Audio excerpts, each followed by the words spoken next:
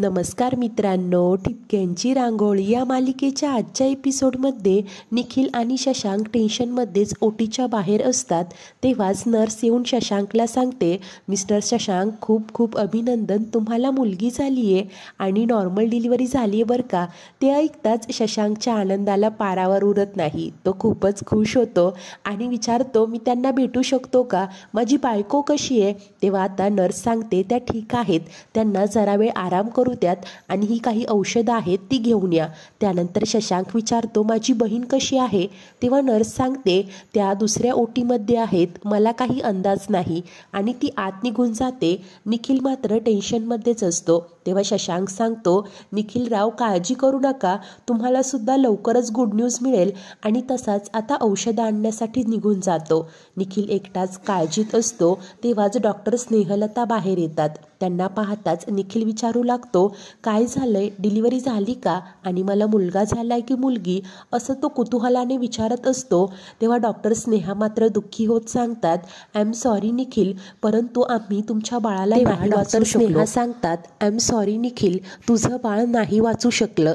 ते ऐकून निखिल तर पूर्णपणे हतबल होतो आणि म्हणतो की असं कसं नाही वाचू शकलं, सगळं तर नॉर्मल होतं ना, नक्की काय झालंय. तेव्हा डॉक्टर स्नेहलता सांगतात, हे बघ, काहीही करून आम्ही बाळाला वाचवलंच असतं, परंतु दुर्दैवाने सुमीचं बच्चू तिच्या पोटातच गेलेलं होतं. आता कसा बसा स्वतःला सावरतो आणि रडवेला होतच विचारतो की सुमी कशी आहे. तेव्हा डॉक्टर स्नेहा सांगतात, ती ठीक आहे, अजूनही शुद्धीवर आलेली नाही. आणि अजून एक वाईट बातमी आहे, आता सुमी यापुढे कधीही आई होऊ शकत नाही. ते ऐकून निखिलच्या पायाखालची जमीनच सरकते. निखिलवर दुःखाचा डोंगरच कोसळलेला असतो. तर डॉक्टर स्नेहा सांगतात, आय एम सॉरी, परंतु मला तुला खोटा दिलासा द्यायचा नाहीये, आता तुलाच खंबीरपणे तिला सावरावं लागेल, असं बोलून तिथून निघून जातात. निखिल मात्र ढसढसा रडायला लागतो. तर दुसरीकडे नर्स आता बाळाला अप्पूकडे आणून दे. तर डॉक्टर स्नेहा देखील तिथे येतात. खुश होत अप्पूचं अभिनंदन करतात. सांगतात की मुलगी झालीये, आहे की नाही हुबेहूब तुझ्यासारखी. अप्पू देखील खूप खुश असते आणि तितक्यात तिचं लक्ष समोर जातं. निखिल बाहेरच उभा असतो आणि रडत असतो. अप्पू म्हणते, एक मिनिट, तो आमचा निखिल दादा आहे ना, तो असा रडतोय का. तेव्हा डॉक्टर स्नेहा सांगतात, सुमीला सुद्धा इथेच ॲडमिट केलंय. अप्पू खुश होत म्हणते की म्हणजे आज सुमीची सुद्धा डिलिव्हरी होणार, किती छान ना, माझं बाळ आणि सुमीचं बाळ एकाच दिवशी जन्माला येणार. परंतु निखिल दादा असा रडतोय का, त्याला टेन्शन आलंय का. टेन्शन येणं साहजिक आहे. डॉक्टर स्नेहा आणि नर्स मात्र एकमेकींकडे पाहू लागतात. तर अप्पू नर्सला सांगते, तुम्ही प्लीज निखिल दादाला इकडे बोलावता का, मी बोलते त्याच्याशी, त्याचं टेन्शन जरा हलकं होईल. तेव्हा नर्स आता बाहेर जाते आणि निखिलला म्हणते की अपूर्वा मॅडम तुम्हाला बोलावताय. तर निखिल आता डोळे पुसून अप्पूकडे येतो, बाळाकडे पाहून स्माईल करतो. तर अप्पू म्हणते, निखिल दादा काय झालंय, तुझा चेहरा असा रडवेला का झालाय. डॉक्टरांनी सांगितलं मला सुमीला सुद्धा इथे ॲडमिट केलंय ना, परंतु काळजी करू नको सरे दादा, सगळं छान होईल. बघ, माझी आणि माझ्या बाळाची केस तर किती कॉम्प्लिकेटेड होती, परंतु झालंय ना सगळं छान. बघ, सुमीचं सुद्धा ना सगळं छान होईल, असं निखिलला समजावत असते.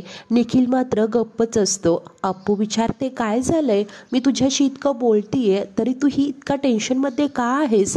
तेव्हा निखिल अखेर अप्पूला सांगतो की अप्पू, अगं आमचं बाळ गेलं. अप्पू धक्क्यानेच म्हणते, तू काय बोलतोय दादा, तुला तरी कळतंय का, बाळ गेलं म्हणजे काय.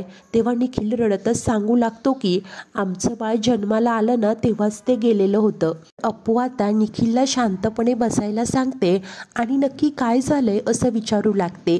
तेव्हा निखिल बोलतो की सुमी पाय घसरून पडणार होती, तिला वाचवण्याच्या नादात तू खाली पडलीस आणि बेशुद्ध झालीस. त्यानंतर अमेय आणि शशांक तुला हॉस्पिटलमध्ये घेऊन आले, असं बोलत घडलेले सर्व प्रसंग सांगू लागतो. सुमीला देखील कशा पद्धतीने त्रास सुरू झाला, तिची ही डिलिव्हरी करण्यात आली आणि बाळ जन्माला येताच गेलेलं होतं. तो रडतच अप्पूला सांगतो. पुढे म्हणतो की आणि डॉक्टरांनी सांगितलंय यापुढे आम्हाला कधीच बाळ होणार नाही. बघ ना, सगळं छान होतं, आई बाबा घरचे सगळे किती खुश होते, हे सगळं कसं झालं आणि हे मी आता सुमीला कसं सांगू, असं तो काळजीनेच बोलत असतो. तेव्हा अप्पू म्हणते की नाही निखिल दादा, हे सगळं आपल्याला सुमीला नाही सांगता येणार. निखिल मात्र रडतच म्हणतो की यातून सुमी कशी सावरेल की नाही हे सगळं मी तिला कसं सांगू हे मला कळतच नाहीये अप्पू. मी एक काम करतो, मी ना इथून कुठेतरी निघून जातो, तिच्या समोरच जात नाही. तेव्हा अप्पू म्हणते, निखिल दादा तू अरे किती दिवस तिच्यापासून असा लांब पळणार आहेस?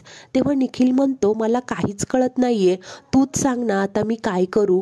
तेव्हा आता अप्पूला त्या नारळाला तडा गेल्यानंतर दरेकर काकूंचं सगळं बोलणं आठवू लागतं. सुमी देखील म्हणाली होती की जर का माझ्या बाळाला काही झालं तर मी नाही जगू शकत. ते सर्व काही अप्पूला आठवत असतं आणि ती खूपच बेचैन होते. त्यानंतर अप्पू मनाशी काहीतरी ठाम निर्धार करते.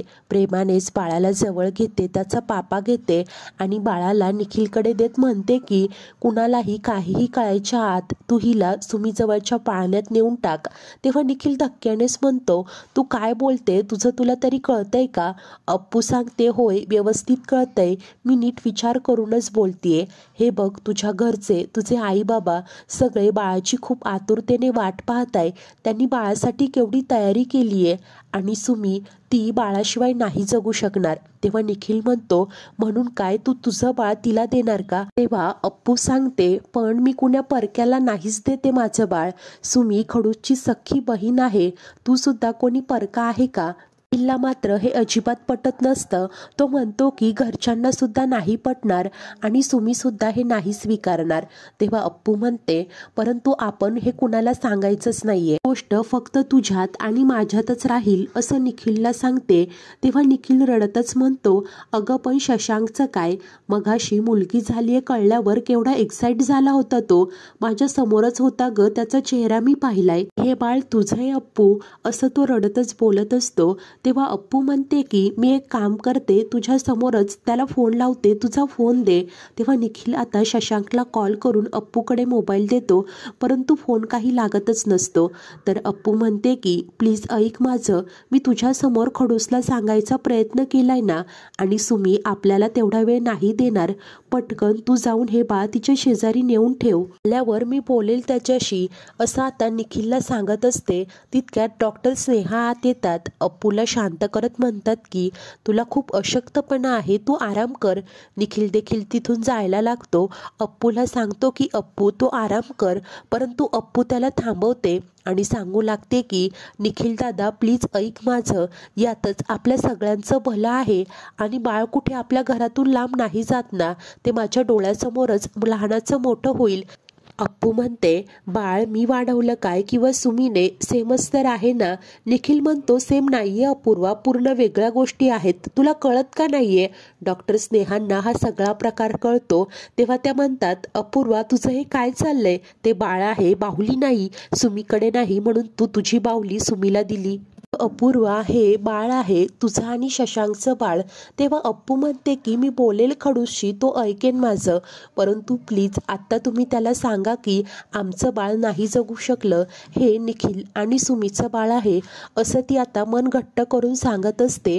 तेव्हा डॉक्टर स्नेहा मात्र म्हणतात की सॉरी अपूर्वा, हे माझ्या इथिक्सच्या विरुद्ध आहे, मला हे नाही पटत. एका आईची कूस भरलेली राहावी म्हणून मी दुसऱ्या आईची कूस नाही रिकामी करू शकत, पूर्णपणे चुकीचं आहे, असं त्या अप्पूला समजावण्याचा खूप प्रयत्न करतात.